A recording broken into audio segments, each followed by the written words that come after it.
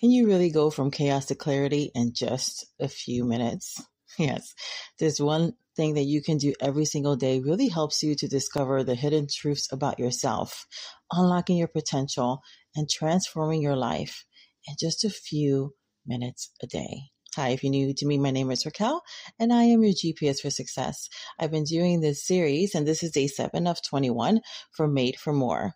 And so far, we've covered disconnecting from external circumstances, the power of meditation, the role of your soul. I've provided a guided meditation and even showing you how self-hypnosis can really impact your life. And if you haven't seen those, I highly recommend you check them out. I made it very easy for you. I created a page on my BMac. And when you click on it below in the description, it'll take you right to that page where you can go ahead and bookmark it. And every time I create a new video for this series, that page will be updated. So you can check out all of them in order once you finish watching this one or hearing this one. I also have for you, before I forget, one of my favorite new freebies, which is called Activate Abundance Audit. So if that's of interest to you, you can go ahead and grab that to activate the abundance in your life. Additionally, with that, I have some other bonus goodies to go along with it to help you to embody those truths. Now, this particular thing, I know you've probably heard about it and maybe you're even doing it. But as I was creating this series, sometimes, we hear things or we do things and we create good habits around them, but then we end up really losing is effectiveness. And it's because we've lost the understanding or we haven't gotten new understanding around the practice that we're doing. And so that's why we are not really reaping the benefits of it. And this particular thing that I'm bringing you today is really about journaling. So think about journaling like having a conversation with yourself. And I know sometimes when I journal, I pray journal. So I will be praying and journaling at the same time. So whether you're talking to yourself or you're talking to God, it's a really great practice because it's going to allow you to connect deeply with your thoughts, your feelings, and your desires without any external influence. And you can actually, if you want to use it in prayer, as a prayer journal, literally you are journaling your prayers, having this conversation back and forth with God. It'll allow you to see what's coming up for you and really the patterns. And that's one of the beautiful things around journaling is that it shows you patterns. And when we can perceive the patterns, then we can change things. Sometimes, we don't recognize what the connections are until we start to data mine. And this is one of the things, right? We are mining the data as we are journaling the things out.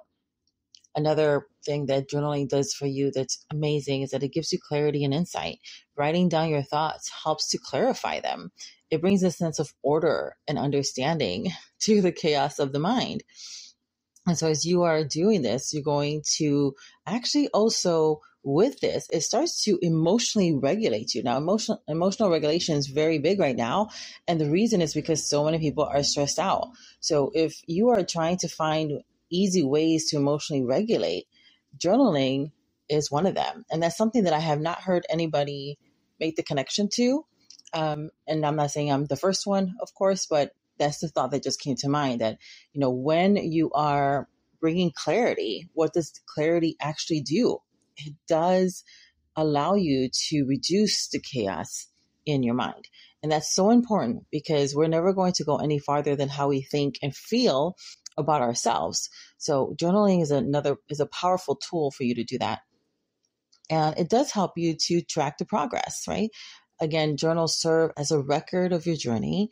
You start to see the patterns and it allows you to track your growth. Again, recognize the patterns. And there's a thing about patterns that keeps on wanting to come up. And it's probably because I'm a perceiver of patterns. I remember being in corporate, and when I had retired myself, I was still coming in as a consultant and for a couple months. And I remember coming in for a project and there was all these numbers and all these people with upteen degrees, and they were working on this project for 6 months. And literally when I walk in, like, well, just put it on the screen for me to look at everything. And they're like, what are you doing? I'm like, I'm searching for patterns, and I'm just scrolling and scrolling. And they're like, oh, well, we've been working on this for 6 months. And I said, no, let me just see. And I'm just looking at all the data. And literally within 5 minutes, I saw the pattern. And I was able to do in 5 minutes what they could not do with their, 10 degrees combined in 6 months. There is something around patterns. And when you can see the pattern, then you know how to break it. So somebody needed to know that, which is why this keeps on coming up in my head.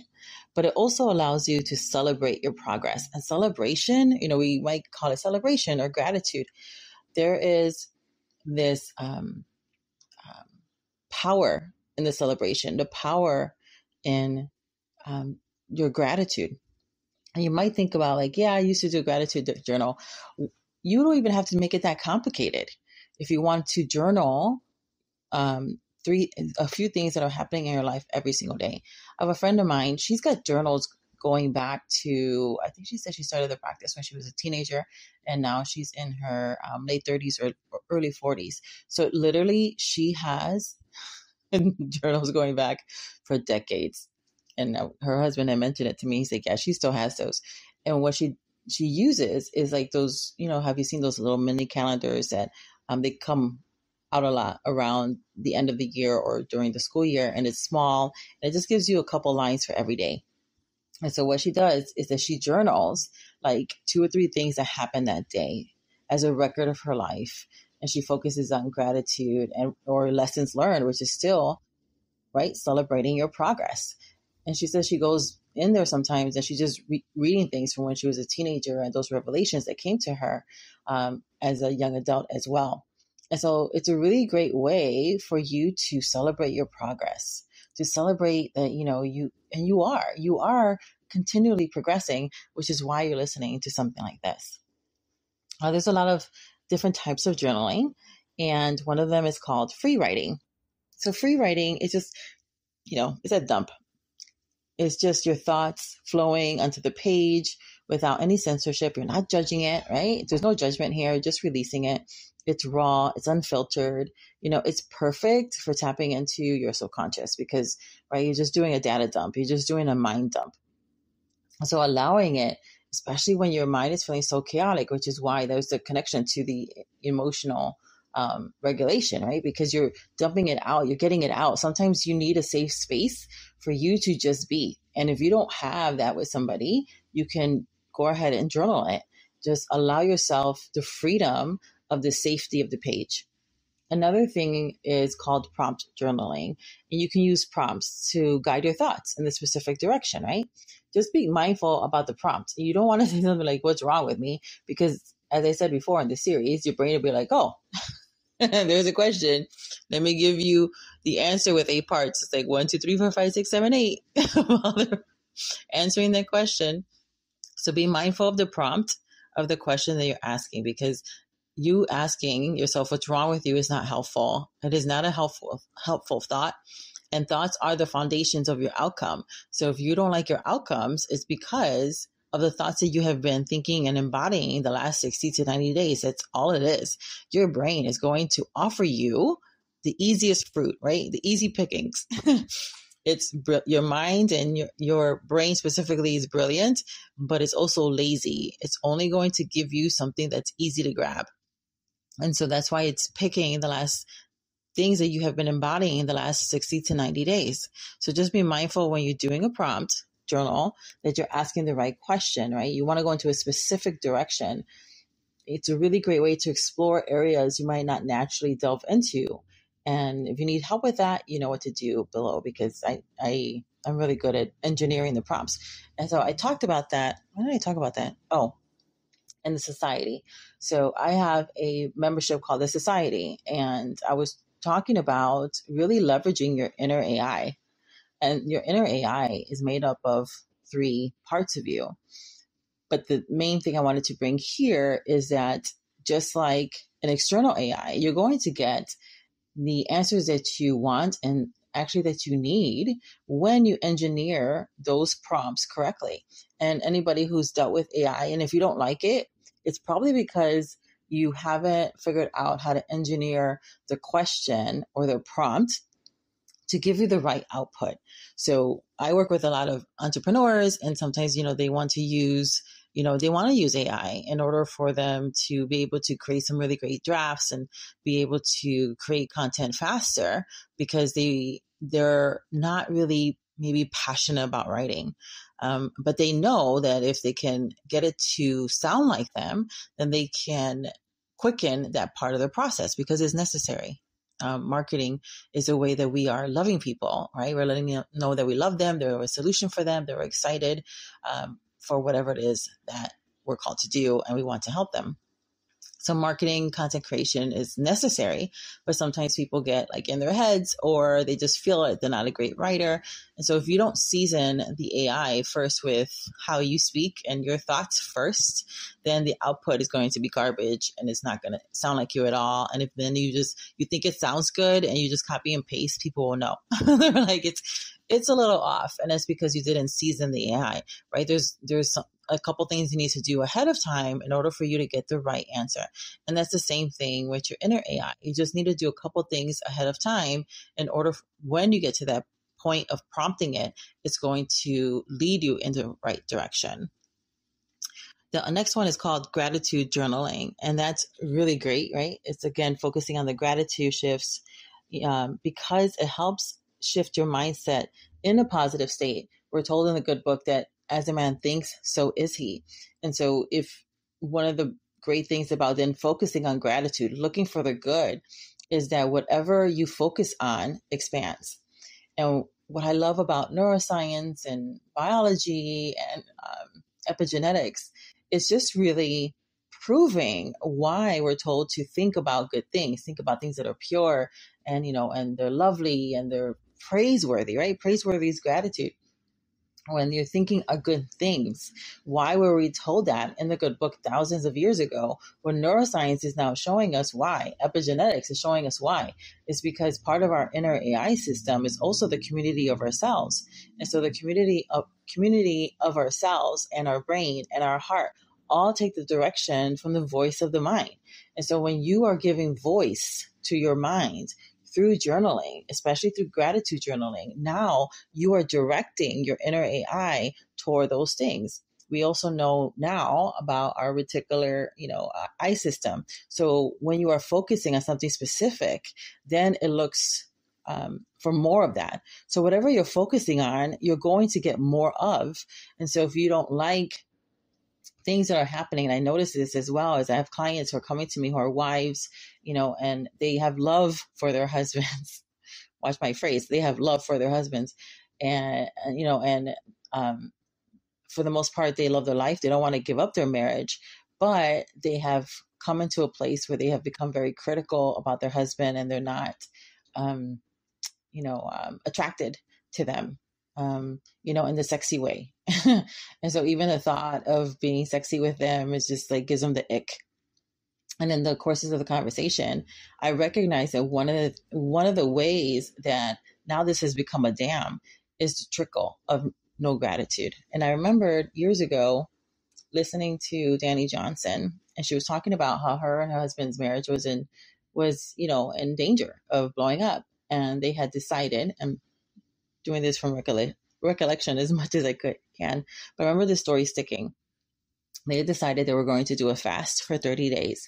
And this fast was a fast of not criticizing each other. And they had gotten to the point they were cutting each other up pretty good with their mouth. And so they decided they were not going to criticize each other. They were putting up, I believe they put like a calendar up for 30 days, and they were going to write 3 things about each other that they were grateful for every single day. And at the end of 30 days, it completely changed their marriage. Completely. This is the power of your focus. This is the power of your gratitude. This is the power of your choice. That even if things in your marriage or maybe your other relationships, even your job, right, that you don't like, that you're already critical of, that you're resenting, that you really don't want to be there, you can change things around, and the change around starts with you. You have that power to change your environment when you start to really do this kind of practice of gratitude. And that is the power of gratitude journaling. Even in your marriage, that if you do not want to have that sexy time with your husband, or, if you're listening, you're doing with your wife, then how have you not been noticing them? And that really leads me to the second one, reflective journaling. Reflective journaling involves looking back on your experiences and extracting lessons from them. It's about understanding how past events shape who you are today. And it's really around looking at the events and even reframing them. Because events, they're just circumstances. They happen, but it's our belief system that gives them meaning, right? Because then we take a thought about it and now we're giving it meaning. And as you are doing this kind of reflective journaling, then you can say, okay, this is a circumstance. This is what happened. These are the thoughts I took because of it. And then those thoughts actually create the emotions, and the emotions create the actions or non-actions. So even going back to the thing of the gratitude journaling and the example of the marriage, well, where has that slipped? Well, he's not doing this and she's not doing this. And, it's always external, like what they're doing. But we have a choice to take a thought about it. We can't control what they do. We can't control what they say, but we can control our thoughts toward them and what we choose to believe of them. And what we choose to believe, especially for those of us who are Jesus lovers, if you believe, right, you're in the marriage and you want to have this marriage till death, right? That's the point of it. It's covenant. And like, well, and the women who've come to me are Jesus lovers. And they're like, well, I'm not going to get out of the marriage, but they're miserable. And that's not God's best for you. He doesn't want you to be miserable in your marriage. But we can also take ownership of changing the environment and changing our marriage by just even doing this little practice. And the women that have been coming to me, they almost like they don't want to do this. They're like, why do I have to change? Why do I have to do this? Because you're the one with the awareness. That an awareness is grace. So if you are listening to me, actually, in the last series I did on manifestation, and if you want that, just say so below. I'll find it and I'll put it under your comment. But this came up, and I even did, I think there was a prayer or something separate. I sifted out of that for people whose marriages are in trouble. And if you can't find it in my playlist, specifically this particular podcast, Daily Shift, then again, just let me know below, and I'll find it for you, and I'll go ahead and answer your comment. And I answer all your comments, so go ahead and share your thoughts with me below. I would love that. So some practical tips for effective journaling. One is consistency, right? Making journaling a regular practice. And this is the thing about the few minutes a day. My model for people is the 1% solution. And so what is the 1% solution? It is doing something 1% or less of your day in order for you to really sow into your life, sow into yourself. And journaling can be that practice. So what's 1%? 1% is less than 15 minutes a day. This is why I'm saying that this particular practice is so powerful, and you can do that for just a few minutes a day, and you're going to have that compound effect because of the things I've already mentioned. So some people are like, well, there is daily or weekly. Consistency is the key to reaping benefits.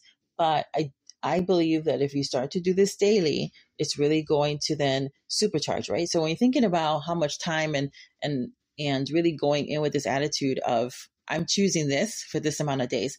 I talked about that as well. I think I want to say is the first message about the 21 days.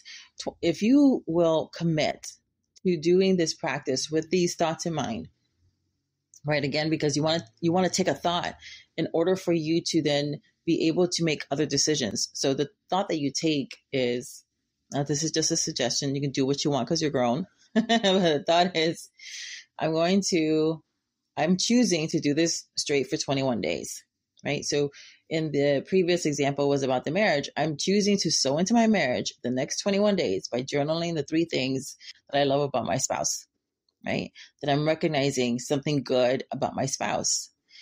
And you're not trying to fool yourself into, wanting to be more attracted to them. But we are attracted to what we focus on. So you can be attracted to the drama, or you can be attracted, to your spouse.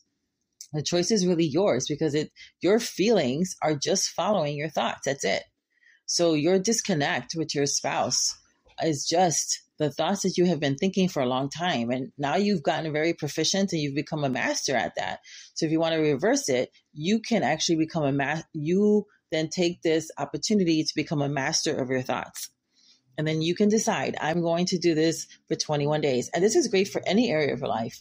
This is one practice that you can do around even identity, right? Who do you think you are? And what does God say about you? And he always has good things. He always talks to you and from the identity of, especially those who are Jesus lovers, that you are seen through the finished work of the cross. You're an exact duplicate of kind of Jesus, according to him, because you're in him. And so he doesn't talk to you or treat you from your behavior or your habits. He speaks to you from identity. He's always pulling you into your identity of who you really are. And so in this practicing of journaling, you can even use this particular series. The last series I did was on manifestation, and I will go ahead and list that page as well. So you can see all 21 listed on the page, and it's just easy for you to see them in order. The next one is it's really creating this routine, created this habit. Some people like to call it a ritual. It's all the same thing. It's just something that you're habitually doing, right? So when you're setting a specific time and place for journaling, it helps to create a comforting environment that really encourages you to go into some introspection. Be honest, right? Your journal is your safe place. So be honest with yourself. And even if the truth is uncomfortable, what's not confronted is not changed. And I was a victim of toxic positivity, and which really led me to try to end my life 4 different times. So if you don't have that safe place, your journal is your safe place to just be. And sometimes you want to ask an open-ended questions like, what do I truly want? I have clients who come to me and I ask them, well, what is it that I want? They're like, I don't know what I want. That's a problem. And sometimes you don't know what you want. And that's, you know what? There's nothing wrong with you. If you don't know the answer to that, there's nothing wrong with you. You're asking, what am I afraid of? And you don't know. But you can ask those open-ended questions, and there's actually other mind hacks that you can do when you do that to help unlock those answers for you. And if you're interested in that, then I really want to encourage you to check out the Society, my membership right now with this special coupon below and the special link below. You get in for 50% off. So here are some journaling prompts for self-discovery, right?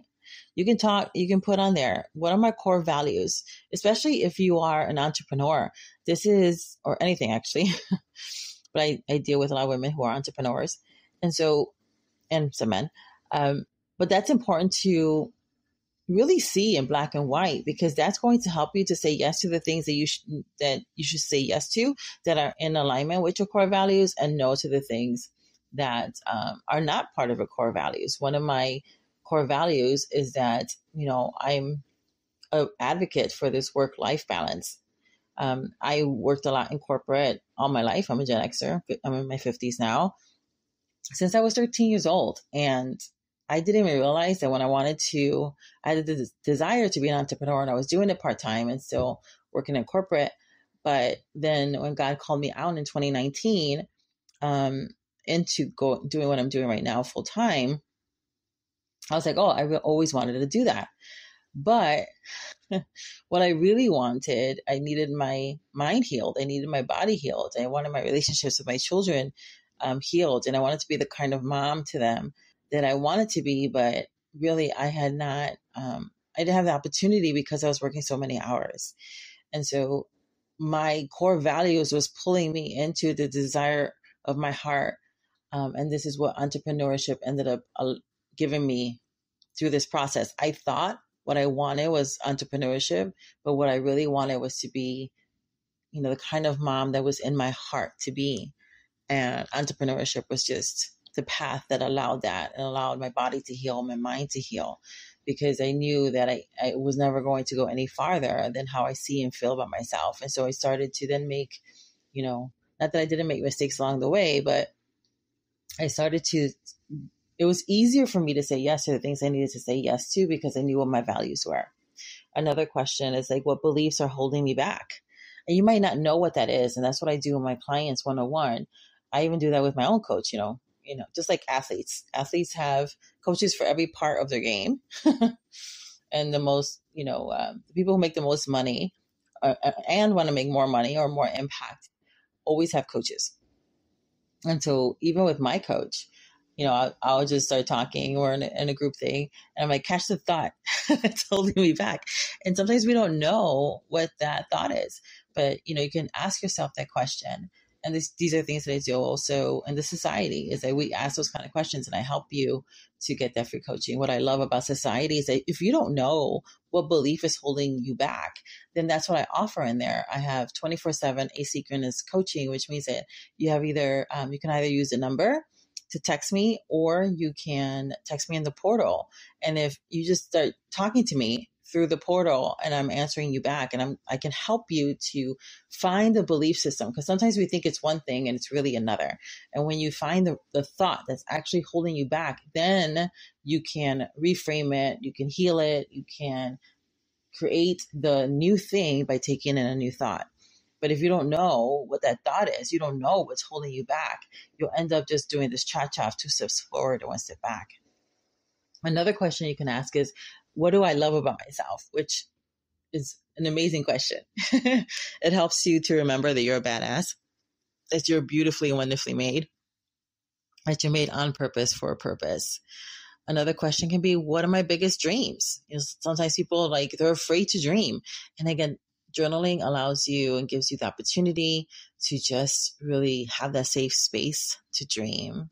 And even defining success, right? How do I find success? How do I define it? Because sometimes, we look at other people's definition of success and like, oh, I don't want that. And that's fine. That's successful for them. But again, the journaling helps you to slow down and to think. And thinking is your real gift.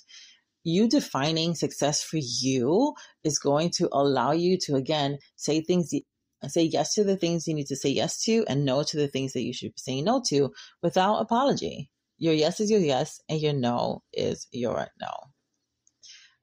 What else? I'm looking at my notes real quick before I forget anything. So I just want to encourage you that journaling is a powerful tool for your self-discovery, and really to allow you to, write the vision and make it plain for your future. It allows you to, when you're embracing it with an open heart and mind, to create a new path for yourself. Now, tomorrow or the next video, I'll be defining and helping you define what a true identity is, around that topic anyway. So I'm excited for you to join me on the next step in your journey. And if you found this video helpful, don't forget to like, comment, and subscribe. Go ahead and share this with other people, and feel free to share your journaling experiences in the comments below, because that will really help other people.